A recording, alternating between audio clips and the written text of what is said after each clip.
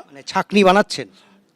বেনজল আটকাবো, বেনজল আটকাতে গেলে তো ছাকনি বানাতেই হবে, এবং ছাকনি ছাড়া সংগঠন টিকবে না।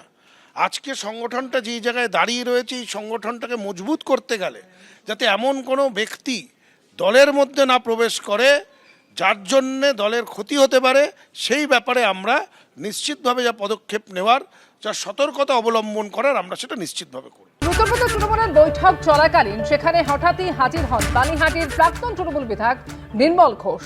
এবার কি কালীঘাট তৃণমূল ছেড়ে দ্রুতপদ তৃণমূলে নির্মল ঘোষ? লটারি প্রতারণা মামলায় ধরপাকড় শুরুর পর কি শিবির বদল?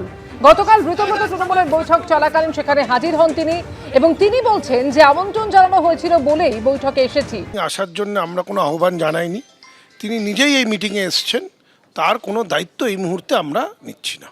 না, কিন্তু বিষয়টা হচ্ছে এই আলোচনা উঠছে যে যেহেতু একটা বড় কেলেঙ্কারিতে তার নাম উঠে এসেছে, তার দুজন অনুগামীকে ইতিমধ্যেই গ্রেপ্তার করা হয়েছে, এবং আজকে নির্মল ঘোষ চলে আসলেন আপনাদের মিটিংয়ে, ঢুকলেন, বেশ কিছুক্ষণ মিটিংয়ের মধ্যে ছিলেন কি ছিলেন না আপনারা বলতে পারবেন? আমরাও দেখেছি উনি এসেছিলেন, এবার তাকে এসে গেছেন, তাকে তো ওইভাবে করে বের করে দেওয়া যায় না, কিন্তু ওনাকে আমরা এই মিটিংয়ে আসার জন্য কোনো আহ্বান জানাইনি।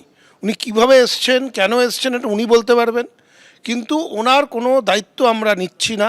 উনি আমাদের কোনো কমিটিতে নেই, কোনো রাজ্যের দায়িত্বে নেই, এটা আপনাকে আমি দায়িত্ব নিয়ে বলতে পারি।